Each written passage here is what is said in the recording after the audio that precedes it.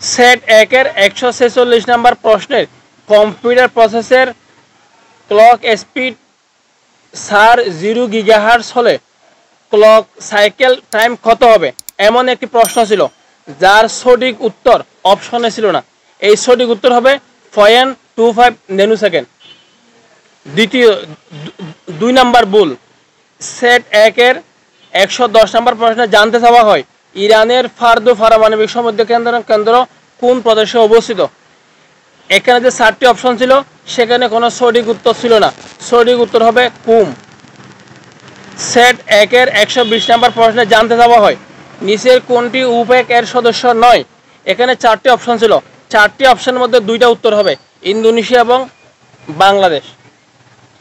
এইরকম একাধিক উত্তর আছে, প্রশ্ন আছে 15 থেকে 16টি। সুতরাং পিএসসির কাছে আমাদের প্রশ্ন, পিএসসি যে তার ইনস্ট্রাকশন সঠিকভাবে দেয় নাই। আমরা যখন 2011-12 সালে মেডিকেল ভর্তি পরীক্ষা দিতাম সেখানে স্পষ্ট নির্দেশনা ছিল কোনো প্রশ্নের উত্তর 4টি হতে পারে, কোনো প্রশ্নের উত্তর 3টি হতে পারে, কোনো প্রশ্নের উত্তর 2টি হতে পারে, কোনো প্রশ্নের উত্তর 1টি হতে পারে এবং কোনো প্রশ্নের উত্তর একটাও নাও হতে পারে। সেক্ষেত্রে মেডিকেলের নির্দেশনা ছিল যদি 4টা উত্তর হয় 4টা বৃত্তপাত, 3টে উত্তর হলে 3টে বৃত্তপাত, 2টা উত্তর হলে 2টা বৃত্তপাত, একটা উত্তর হলে একটা বৃত্তপাত। যদি কোনো প্রশ্নের সঠিক উত্তর না থাকে ওখানে বৃত্তপাত না করলেই ওইটা সঠিক উত্তর। কিন্তু পিএসসির এরকম কোনো নির্দেশনা ছিল না, যার কারণে শিক্ষার্থীরা প্রতারণার শিকার হয়েছে। শিক্ষার্থীরা অনেকেই ভুক্তভোগী। সেজন্য আমরা বলছি পিএসসি যদি প্রশ্ন কীভাবে করতে হয় সেটা না জানে তাহলে আমরা বলবো যে মেডিকেলে যেভাবে প্রশ্ন করে তাদের সেভাবে শিখে আসে। পিএসসির এত বড় একটা গণঅভ্যুত্থানের পরও পিএসসি সাধারণ শিক্ষার্থীদের মানুষের মন বুঝতেছে না, সাধারণ শিক্ষার্থীদের পাস বুঝতে পারছে না, এটা খুবই দুঃখজনক।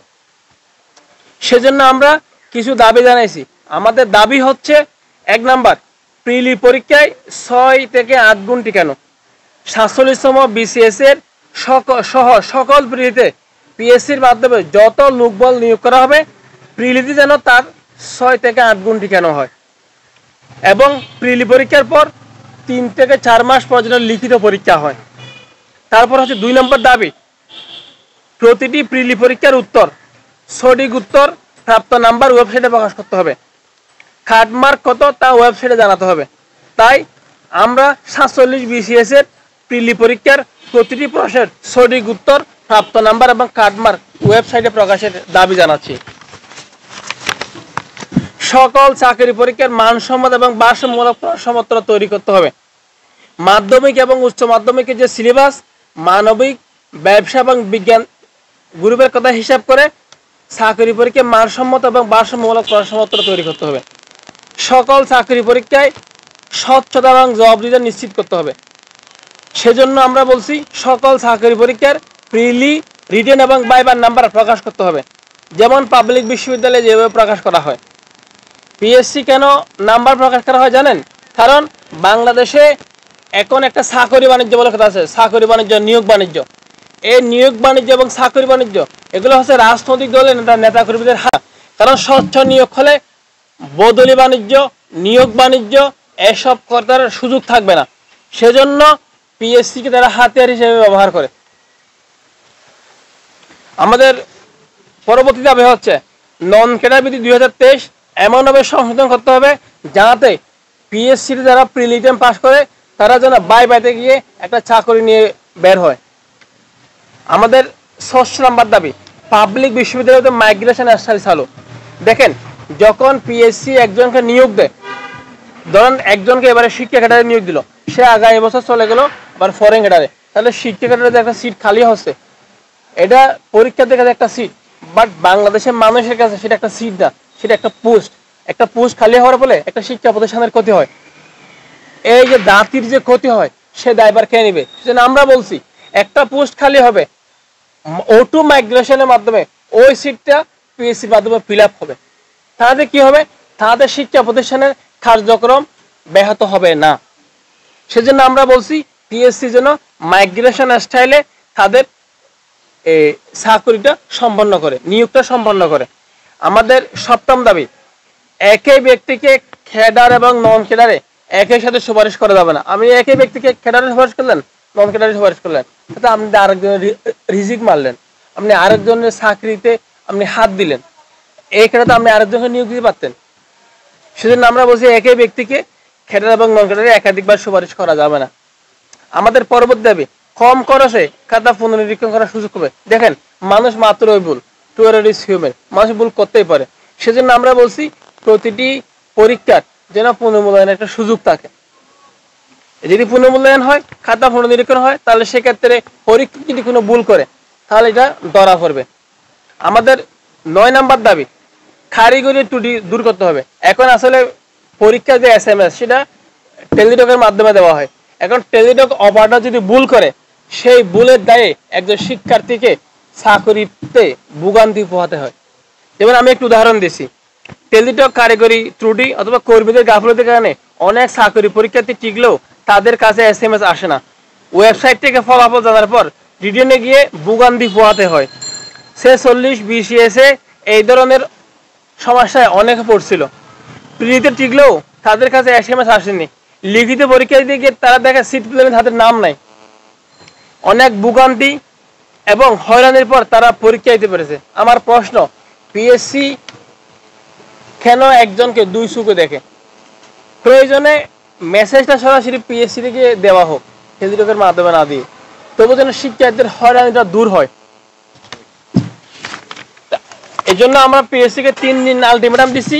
যদি এই 3 দিনের মধ্যে পিএসসি কোনো সমাধান না করে, যদি নাম্বার সহ ফলাফল প্রকাশ না করে, যদি সঠিক উত্তর ওয়েবসাইটে প্রকাশ না করে, যদি কাটমার্ক প্রকাশ না করে, তাহলে আমরা আগামী 3 দিন পর পিএসসির বিরুদ্ধে কঠোর আন্দোলনে যেতে বাধ্য হব। দেখেন, পিএসসি একটি সাংবিধানিক প্রতিষ্ঠান। পিএসসির দায়িত্ব শিক্ষার্থীদের হয়রানি লাঘব করা, পিএসসির দায়িত্ব শিক্ষার্থীদেরকে হচ্ছে আপনার সেবা প্রদান করা, পিএসসির দায়িত্ব উপযুক্ত প্রার্থীকে প্রজাতন্ত্রের চাকরির জন্য বাছাই করা। কিন্তু সে জায়গায় পিএসসি যদি স্বচ্ছতা এবং জবাবদিহিতা বজায় না রাখে, তাহলে পিএসসির প্রতি যে প্রশ্ন সেটা আগের মতোই আমাদের থেকে যাবে। বাংলাদেশের রাজনৈতিক দলগুলো পিএসসি সংস্কার চায় না, কারণ রাজনৈতিক দলগুলো পিএসসি কি ব্যবহার করে তাদের দলীয় লোকদেরকে সরকারি চাকরিতে ঢুকানোর চেষ্টা করে। এটা আগেও ছিল, এখনো আছে। বাংলাদেশে যখন আমরা কোটা সংস্কার আন্দোলন করি, অনেক রাজনৈতিক দল আমাদের সাথে মাঠে ছিল, কিন্তু এখন আমরা যখন পিএসসি সংস্কার আন্দোলন করতেছি, চাকরি সংস্কার আন্দোলন করতেছি, এখন কোনো রাজনৈতিক দলকে আমরা পাই না। কারণ কি জানেন? কারণ প্রত্যেক রাজনৈতিক দলই ক্ষমতায় গেলে তাদের পছন্দের প্রার্থীকে পিএসসির মাধ্যমে, মন্ত্রণালয়ের মাধ্যমে তাদের প্রশাসনে ঢুকাবে। এই জন্য কোনো রাজনৈতিক দল পিএসসি সংস্কার চায় না, চাকরি সংস্কার চায় না। আর প্রত্যেকেরই উদ্দেশ্য একটা, যে আমি ক্ষমতায় যাব, আমার লোক প্রশাসনে ঢুকাবো। আমি ক্ষমতায় গেলে আমার দলীয় লোক আমি পুলিশে ঢোকাবো, আমি ক্ষমতায় গেলে আমার দলীয় লোক আমি ব্যাংকে ঢোকাবো। অর্থাৎ এটা হচ্ছে একটা লুটপাট তন্ত্র।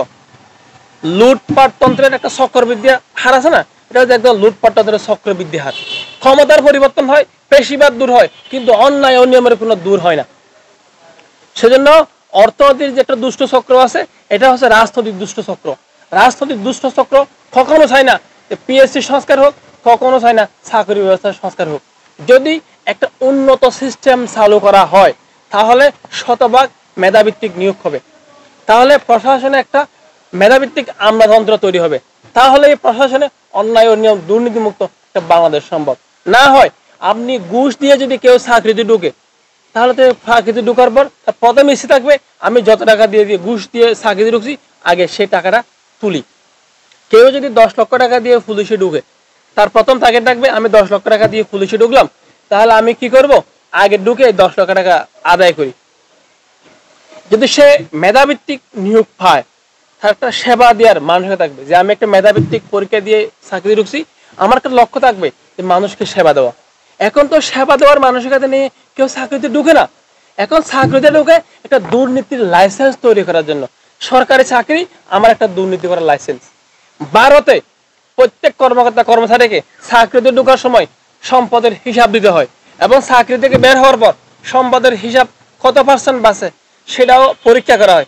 যদি 10% সম্পদ বাড়ে, তাকে দুর্নীতি দমনে আইন, যে আইন দুর্নীতি দমন যে আইন, সে আইনে মামলা দেওয়া হয়। বাংলাদেশে কি সিস্টেম আছে?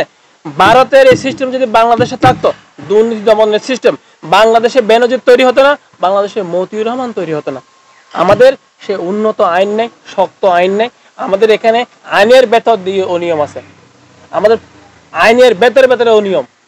সর্বত্র ফাঁক ফুকুর রয়ে গেছে, যে ফাঁক ফুকুরের মধ্য দিয়ে প্রত্যেকে চাই প্রশাসনে একটা দলীয় তন্ত্র কায়েম হোক। ধন্যবাদ। আমাদের কোনো প্রশ্ন